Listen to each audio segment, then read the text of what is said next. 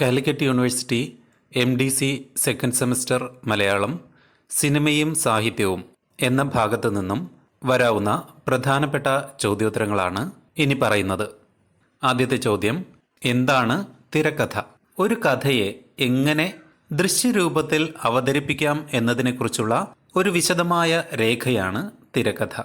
ഒരു സിനിമയുടെയോ ടെലിവിഷൻ പരിപാടിയുടെയോ കഥ, കഥാപാത്രങ്ങൾ, സംഭാഷണങ്ങൾ, ദൃശ്യങ്ങൾ എന്നിവയുടെ രേഖാമൂലമായ വിവരണമാണ് ഇത്. തിരക്കഥയെ സിനിമയുടെ ബ്ലൂ പ്രിന്റ് എന്ന് വിശേഷിപ്പിക്കാറുണ്ട്. അഭിനേതാക്കൾ, സംവിധായകർ, സാങ്കേതിക വിദഗ്ധർ എന്നിവർക്ക് തിരക്കഥ ഒരു വഴികാട്ടിയായി പ്രവർത്തിക്കുന്നു. ഒരു സിനിമയുടെ ഫൈനൽ സ്ക്രിപ്റ്റ് എന്നാൽ എന്ത്? സിനിമ ചിത്രീകരിക്കുന്നതിന് തൊട്ടു മുമ്പ് തയ്യാറാക്കുന്നതാണ് ഒരു സിനിമയുടെ ഫൈനൽ സ്ക്രിപ്റ്റ്. ഇതിനെ ഷൂട്ടിംഗ് സ്ക്രിപ്റ്റ് എന്നും പറയാറുണ്ട്. ഓരോ സീനും എങ്ങനെ ചിത്രീകരിക്കണം എന്നതിനെക്കുറിച്ചുള്ള വിശദമായ വിവരങ്ങൾ ഇതിൽ ഉണ്ടാകും. ഓരോ കഥാപാത്രത്തിൻ്റെയും സംഭാഷണങ്ങൾ ഇതിൽ വ്യക്തമായി രേഖപ്പെടുത്തിയിട്ടുണ്ടാകും. ഓരോ സീനിലെയും ലൊക്കേഷനുകൾ ഇതിൽ വിശദമാക്കിയിരിക്കും. ഓരോ സീനിലെയും അഭിനേതാക്കളുടെയും അണിയറ പ്രവർത്തകരുടെയും വിവരങ്ങളും ഇതിൽ രേഖപ്പെടുത്തിയിരിക്കും. ഓരോ സീനിലെയും ആവശ്യമായ വസ്തുക്കളും ഇതിൽ രേഖപ്പെടുത്തിയിരിക്കും. ഒരു സിനിമയുടെ ഫൈനൽ സ്ക്രിപ്റ്റ് എന്നത് സിനിമയുടെ ബ്ലൂ പ്രിൻ്റാണ്. ഈ സ്ക്രിപ്റ്റ് അനുസരിച്ചാണ് സിനിമയുടെ ചിത്രീകരണം നടക്കുന്നത്. ഇനി മറ്റൊരു പ്രധാനപ്പെട്ട ചോദ്യമാണ്, എന്താണ് അനുകൽപ്പനം എന്നത്? ഒരു സാഹിത്യകൃതിയെയോ അല്ലെങ്കിൽ ഏതെങ്കിലും ഒരു കലാരൂപത്തെയോ മറ്റൊരു രൂപത്തിലേക്ക് മാറ്റുന്നതിനെയാണ് അനുകൽപ്പനം എന്ന് പറയുന്നത്. ഇതിനെ അഡാപ്റ്റേഷൻ എന്നും പറയാറുണ്ട്. ഉദാഹരണമായി, ഒരു പുസ്തകത്തെ സിനിമയാക്കുക. ഒരു പുസ്തകത്തിലെ കഥാപാത്രങ്ങളെയും സംഭവങ്ങളെയും അതേപടി അല്ലെങ്കിൽ ചെറിയ മാറ്റങ്ങളോടെ സിനിമയിൽ അവതരിപ്പിക്കുമ്പോൾ അതിനെ അനുകൽപ്പനം എന്ന് പറയുന്നു. മറ്റൊരു ഉദാഹരണം, ഒരു നാടകത്തെ സിനിമയാക്കുക. ഒരു നാടകത്തിലെ കഥയെയും സംഭാഷണങ്ങളെയും സിനിമയ്ക്ക് അനുയോജ്യമായ രീതിയിൽ മാറ്റാവുന്നതാണ്. അതുപോലെ അനുകൽപ്പനത്തിന് മറ്റൊരു ഉദാഹരണമാണ് ഒരു പാട്ടിനെ നൃത്തരൂപത്തിലേക്ക് മാറ്റുക. ഒരു പാട്ടിലെ താളത്തിനും വരികൾക്കും അനുസരിച്ച് നൃത്തച്ചുവടുകൾ ചിട്ടപ്പെടുത്തുന്നതിനെ അനുകൽപ്പനം എന്ന് പറയാം. അനുകൽപ്പനം ചെയ്യുമ്പോൾ മുഖ്യകൃതിയുടെ പ്രധാന ആശയത്തെയും കഥയെയും അതേപടി നിലനിർത്താൻ ശ്രമിക്കണം. എന്നാൽ പുതിയ രൂപത്തിലേക്ക് മാറ്റുമ്പോൾ ചില മാറ്റങ്ങൾ വരുത്തേണ്ടി വന്നേക്കാം എന്ന് മാത്രം. അനുകൽപ്പനം സിനിമയിലേക്ക് സംഭവിക്കുമ്പോൾ സിനിമയുടെ ദൃശ്യസാധ്യതകൾക്ക് അനുസരിച്ച് മാറ്റം അനിവാര്യമാണ്. എന്താണ് ചെറുകഥ? ചെറുകഥ എന്നാൽ ചെറിയ കഥ എന്നാണ് അർത്ഥം. ഒരു പ്രത്യേക വിഷയത്തിലോ അല്ലെങ്കിൽ ഒരു പ്രത്യേക കഥാപാത്രത്തിലോ ശ്രദ്ധ കേന്ദ്രീകരിക്കുന്നതാണ് ഇതിൻ്റെ പ്രത്യേകത. ചെറുകഥ വളരെ കുറഞ്ഞ സമയം കൊണ്ട് വായിച്ചു തീർക്കാൻ സാധിക്കുന്നു. വളരെ കുറച്ച് കഥാപാത്രങ്ങളും കുറച്ച് സംഭവങ്ങളും ആയിരിക്കും ചെറുകഥയിൽ ഉണ്ടാവുക. ഒരു പ്രത്യേക സന്ദേശം അല്ലെങ്കിൽ ആശയം ഇതിലൂടെ അവതരിപ്പിക്കപ്പെടുന്നുണ്ട്. നോവലിൻ്റെ സവിശേഷതകൾ എന്തെന്ന് വ്യക്തമാക്കുക. വളരെ വിശാലമായ ക്യാൻവാസിൽ നടക്കുന്ന കഥയാണ് നോവൽ. ഒന്നോ അതിലധികമോ വിഷയങ്ങളെക്കുറിച്ചോ അല്ലെങ്കിൽ ഒന്നോ അതിലധികമോ കഥാപാത്രങ്ങളെക്കുറിച്ചോ നോവലിൽ പ്രതിപാദിക്കുന്നു. വളരെ സമയമെടുത്ത് വായിച്ചു തീർക്കാൻ സാധിക്കുന്നതാണ് നോവലുകൾ. ഒരുപാട് കഥാപാത്രങ്ങളും ഒരുപാട് സംഭവങ്ങളും ഇതിലുണ്ടാകും. ജീവിതത്തെക്കുറിച്ചുള്ള ഒരു വലിയ ചിത്രം നോവൽ വായനയിലൂടെ ലഭിക്കുന്നു.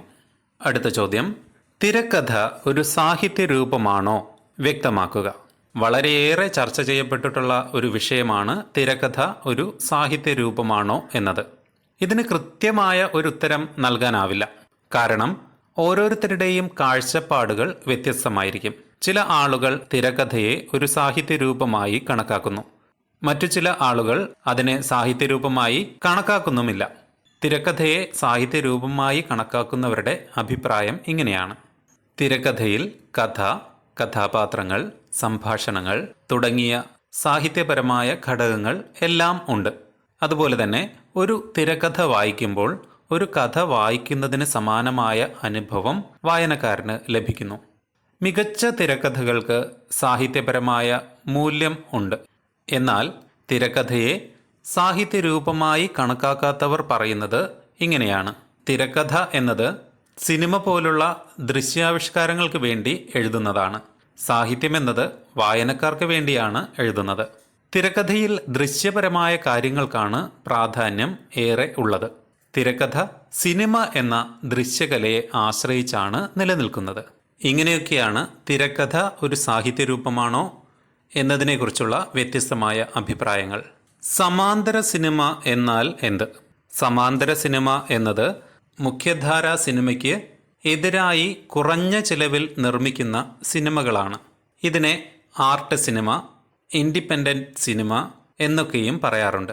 സമാന്തര സിനിമയുടെ ചില പ്രത്യേകതകൾ ഇവയൊക്കെയാണ്. സാധാരണ സിനിമകളെ അപേക്ഷിച്ച് ഈ സിനിമകൾ കുറഞ്ഞ ചിലവിലാണ് നിർമ്മിക്കുന്നത്. ഈ സിനിമകൾ സാധാരണയായി സാമൂഹിക പ്രശ്നങ്ങളെക്കുറിച്ചോ അല്ലെങ്കിൽ വ്യക്തിപരമായ കഥകളോ ആണ്. മുഖ്യധാരാ സിനിമകൾക്കുള്ള അത്ര പ്രേക്ഷകർ ഇത്തരം സിനിമകൾക്ക് ഉണ്ടാവാറില്ല. എങ്കിലും സമാന്തര സിനിമകൾ പലപ്പോഴും ചലച്ചിത്രമേളകളിൽ പ്രദർശിപ്പിക്കാറുണ്ട്. ഒരു കല എന്ന നിലയിലും സമാന്തര സിനിമകൾക്കാണ് ഏറെ പ്രാധാന്യം ഉള്ളത്. അടുത്തതായി മധ്യവർത്തി സിനിമകൾ എന്തെന്ന് പറയാം. മധ്യവർത്തി സിനിമ എന്നത് മുഖ്യധാരാ സിനിമയ്ക്കും സമാന്തര സിനിമയ്ക്കും ഇടയിലുള്ള ഒരു സിനിമാ വിഭാഗമാണ്. ഈ സിനിമകളിൽ സാധാരണയായി നല്ല കഥകളും മികച്ച അഭിനയവും മനോഹരമായ ദൃശ്യങ്ങളും ഉണ്ടാകും. ജനപ്രിയ സിനിമകളുടെ ചേരുവകൾ അധികം ഉപയോഗിക്കാതെയും കലാസിനിമകളുടെ രീതികൾ പിന്തുടരാതെയും എല്ലാവർക്കും ആസ്വദിക്കാനാവുന്ന സിനിമകളാണ് മധ്യവർത്തി സിനിമകൾ. ഈ സിനിമകൾ സാധാരണയായി സാമൂഹിക പ്രശ്നങ്ങളോ വ്യക്തിപരമായ കഥകളോ ചിത്രീകരിക്കാറുണ്ട്. കൂടുതൽ ആളുകൾ കാണുന്നതും കലാമൂല്യവും ജനപ്രീതിയുമുള്ള സിനിമകളാണ് മധ്യവർത്തി സിനിമകൾ. മലയാള സിനിമയിൽ ഭരതൻ, പത്മരാജൻ, KG ജോർജ്, ലെനിൻ രാജേന്ദ്രൻ തുടങ്ങിയവരുടെ സിനിമകൾ മധ്യവർത്തി സിനിമകൾക്ക് ഉദാഹരണങ്ങളാണ്. ഇനി അടുത്ത ചോദ്യം പറയാം. ജനപ്രിയ സിനിമയുടെ സവിശേഷതകൾ എന്തെല്ലാം? ജനങ്ങൾക്ക് വളരെയേറെ ഇഷ്ടമുള്ള സിനിമകളാണ് ജനപ്രിയ സിനിമകൾ എന്ന് പറയുന്നത്. ജനപ്രിയ സിനിമയുടെ പ്രമേയം എല്ലാവർക്കും മനസ്സിലാക്കാവുന്നതോ ചർച്ച ചെയ്യപ്പെടുന്നതോ ആയിരിക്കും. പ്രേക്ഷകർക്ക് ഇഷ്ടമുള്ള താരങ്ങൾ അഭിനയിക്കുമ്പോൾ ഇത്തരം സിനിമകൾക്ക് കൂടുതൽ ശ്രദ്ധ കിട്ടാറുണ്ട്.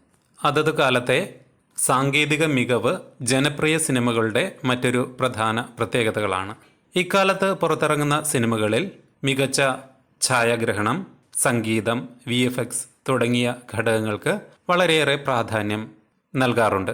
ഒരു സിനിമ പ്രേക്ഷകരെ രസിപ്പിക്കുകയും അവർക്ക് സന്തോഷം നൽകുകയും ചെയ്യുമ്പോഴാണ് അത് ജനപ്രിയമാകുന്നത്.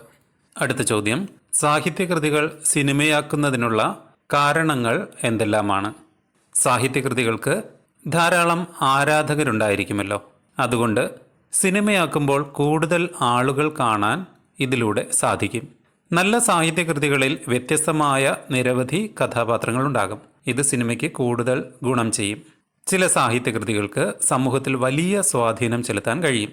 ഇത്തരം കൃതികൾ സിനിമയാക്കുന്നതിലൂടെ സാമൂഹിക വിഷയങ്ങൾ ചർച്ച ചെയ്യാൻ ഇതിലൂടെ സാധിക്കുന്നു. മാത്രമല്ല, പ്രശസ്ത സാഹിത്യകൃതികൾ സിനിമയാക്കുന്നതിലൂടെ സാമ്പത്തികമായ ലാഭവും ഉണ്ടാകുന്നു. എന്നാൽ സാഹിത്യകൃതികൾ സിനിമയാക്കുമ്പോൾ ചില പ്രശ്നങ്ങളും ഉണ്ടാകാറുണ്ട്. സാഹിത്യകൃതിയിലെ കഥാപാത്രങ്ങളെയും കഥാസന്ദർഭങ്ങളെയും അതേപടി സിനിമയിൽ അവതരിപ്പിക്കാൻ കഴിയില്ല. സിനിമയുടെ ദൃശ്യസാധ്യതകൾക്കനുസരിച്ച് കഥയിൽ മാറ്റങ്ങൾ വരുത്തേണ്ടി വരും. സിനിമയും ഇതര കലകളും തമ്മിലുള്ള ബന്ധം വിശദമാക്കുക. സിനിമയ്ക്ക് ഇതര കലകളുമായി വളരെയധികം ബന്ധമുണ്ട്. സിനിമ ഒരു സങ്കര കലയാണ്. മറ്റു കലാരൂപങ്ങളിൽ നിന്ന് പല ഘടകങ്ങളും ആശയങ്ങളും സിനിമ കടമെടുക്കുന്നു. ആദ്യമായി സാഹിത്യവുമായി സിനിമയ്ക്കുള്ള ബന്ധം എന്താണെന്ന് നോക്കാം. സിനിമകൾ പലപ്പോഴും സാഹിത്യകൃതികളെ അടിസ്ഥാനമാക്കി പുറത്തിറങ്ങാറുണ്ട്. പുസ്തകങ്ങൾ, നാടകങ്ങൾ, ചെറുകഥകൾ എന്നിവ സിനിമയ്ക്ക് പ്രചോദനമാകാറുണ്ട്. അതുപോലെ സിനിമകൾ പുറത്തിറങ്ങിയ ശേഷം തിരക്കഥകൾ പുസ്തകങ്ങളായി ഇറങ്ങാറുമുണ്ട്. ഇനി സിനിമയ്ക്ക് നാടകവുമായുള്ള ബന്ധത്തെപ്പറ്റി പറയാം. അഭിനയം, സംഭാഷണം, കഥാപാത്രങ്ങളുടെ അവതരണം തുടങ്ങിയ പല കാര്യങ്ങളും നാടകത്തിൽ നിന്ന് സിനിമ സ്വീകരിച്ചിട്ടുണ്ട്. ആദ്യകാല സിനിമകളിലെല്ലാം തന്നെ നാടകത്തിൻ്റെ സ്വാധീനം പ്രകടമാണ്. സംഗീതവുമായി സിനിമയ്ക്കുള്ള ബന്ധം ആണ് ഇനി പറയുന്നത്. സിനിമയിൽ സംഗീതത്തിന് വളരെ വലിയ സ്ഥാനമുണ്ട്. സിനിമയുടെ ഭാവം, കഥാപാത്രങ്ങളുടെ വികാരങ്ങൾ എന്നിവയ്ക്ക് അനുസരിച്ച് പശ്ചാത്തല സംഗീതവും ഗാനങ്ങളും ഉപയോഗിക്കാറുണ്ടല്ലോ. ചിത്രകലയുമായുള്ള സിനിമയുടെ ബന്ധമാണ് ഇനി പറയുന്നത്. സിനിമയുടെ ദൃശ്യപരമായ കാര്യങ്ങളിൽ ചിത്രകലയുടെ സ്വാധീനം പ്രകടമായി തന്നെ കാണാം. സിനിമയിലെ ഓരോ ഫ്രെയിമും ഒരു ചിത്രമായി കണക്കാക്കാം. അതുപോലെ സിനിമയിലെ കഥാപാത്രങ്ങളുടെ വസ്ത്രധാരണം, അവരുടെ രൂപം എന്നിവയെല്ലാം ചിത്രകലയിൽ നിന്ന് പ്രചോദനം ഉൾക്കൊള്ളുന്നു. നൃത്തവുമായുള്ള സിനിമയുടെ ബന്ധം എന്താണെന്ന് നോക്കാം. സിനിമയിൽ നൃത്തത്തിന് ഒരുപാട് പ്രാധാന്യമുണ്ട്. ഗാനരംഗങ്ങളിൽ നൃത്തം ഒരു പ്രധാന ഘടകമാണല്ലോ. ശില്പകലയുമായും സിനിമയ്ക്ക് ബന്ധം കണ്ടെത്താവുന്നതാണ്. സിനിമയിലെ സെറ്റുകൾ ശില്പകലയിൽ നിന്ന് പ്രചോദനം ഉൾക്കൊണ്ടാണ് ചെയ്തിട്ടുള്ളത്. ഇങ്ങനെ സിനിമയും ഇതര കലാരൂപങ്ങളും തമ്മിൽ വളരെ അടുത്ത ബന്ധമാണ് ഉള്ളത് എന്ന് കാണാം. ഈ ബന്ധം സിനിമയുടെ വളർച്ചയ്ക്കും വികാസത്തിനും ഒരുപാട് സഹായിച്ചിട്ടുണ്ട്. തിരക്കഥാരചനയുടെ വിവിധ ഘട്ടങ്ങൾ എന്തെല്ലാമാണ്? തിരക്കഥ രചിക്കുന്നതിനായി ആദ്യമായി വേണ്ടത് ആശയം കണ്ടെത്തലാണ്. ഒരു സിനിമയുടെ ആദ്യ പടിയാണ് ആശയം കണ്ടെത്തൽ. ഇത് ഒരു ചെറിയ ചിന്തയിൽ നിന്നോ ഒരു കഥയിൽ നിന്നോ ഒരു അനുഭവത്തിൽ നിന്നോ ഒക്കെ ഉണ്ടാവാം. കണ്ടെത്തിയ ആശയത്തെ ഒരു കഥയാക്കി മാറ്റുന്ന ഘട്ടമാണ് തിരക്കഥാരചനയുടെ രണ്ടാമത്തെ ഘട്ടം. ഈ ഘട്ടത്തിലാണ് തിരക്കഥാകൃത്ത് തൻ്റെ ഭാവനയും സർഗാത്മകതയും ഉപയോഗിച്ച് സിനിമയ്ക്ക് വേണ്ട ഒരു കഥ കണ്ടെത്തുന്നത്. ഈ ഘട്ടത്തിൽ കഥാപാത്രങ്ങളെയും അവരുടെ പരസ്പര ബന്ധങ്ങളെയും സാഹചര്യങ്ങളെയും കുറിച്ച് വ്യക്തമായ ഒരു രൂപരേഖ തയ്യാറാക്കുന്നു. കഥയുടെ ഇതിവൃത്തം, അതിൻ്റെ ആരംഭം, വളർച്ച, സംഘർഷം, പരിസമാപ്തി എന്നിവ ഈ ഘട്ടത്തിലാണ് തീരുമാനിക്കുന്നത്. കഥയുടെ സംക്ഷിപ്തമായ ഒരു രൂപം തയ്യാറാക്കലാണ് തിരക്കഥാരചനയുടെ അടുത്ത ഘട്ടം. പ്രധാന കഥാപാത്രങ്ങൾ, പ്രധാന സംഭവങ്ങൾ, കഥയുടെ ആകെയുള്ള ഒരു ചിത്രം എന്നിവ ഈ ഘട്ടത്തിലാണ് തയ്യാറാക്കുന്നത്. കഥയെ എങ്ങനെ ദൃശ്യരൂപത്തിൽ അവതരിപ്പിക്കാം എന്ന് തീരുമാനിക്കുന്നതാണ് അടുത്ത ഘട്ടം. ഓരോ സീനും എവിടെ തുടങ്ങണം, എങ്ങനെ അവസാനിപ്പിക്കണം, എന്തൊക്കെ സംഭവങ്ങൾ നടക്കണം എന്നതിനെക്കുറിച്ച് ഒരു രൂപരേഖ ഉണ്ടാക്കുന്നു. ഈ ഘട്ടമാകുമ്പോഴേക്കും തിരക്കഥ പൂർണ്ണമായും എഴുതുന്നു. ഓരോ സീനും വിശദമായി തന്നെ വിവരിച്ചിട്ടുണ്ടാകും. സംഭാഷണങ്ങൾ, കഥാപാത്രങ്ങളുടെ ചലനങ്ങൾ, സ്ഥലവിവരങ്ങൾ എന്നിവയെല്ലാം ഇതിൽ ഉൾപ്പെടുന്നു. എഴുതിയ തിരക്കഥയെ വീണ്ടും വായിച്ച് തെറ്റുകൾ തിരുത്തുന്ന ഘട്ടമാണ് അടുത്തതായി. കഥയിൽ എന്തെങ്കിലും മാറ്റങ്ങൾ വരുത്താനുണ്ടെങ്കിൽ ഈ ഘട്ടത്തിലാണ് അത് ചെയ്യുന്നത്. തിരക്കഥയെ കൂടുതൽ വ്യക്തവും ശക്തവുമാക്കാൻ ഈ ഘട്ടം സഹായിക്കുന്നു. സംവിധായകൻ്റെയും നിർമ്മാതാക്കളുടെയും അഭിപ്രായങ്ങൾ പരിഗണിച്ച് ആവശ്യമെങ്കിൽ തിരക്കഥയെ വീണ്ടും എഴുതുന്നതാണ് അവസാനത്തെ ഘട്ടം. ഇതൊക്കെയാണ് തിരക്കഥാരചനയുടെ വിവിധ ഘട്ടങ്ങൾ.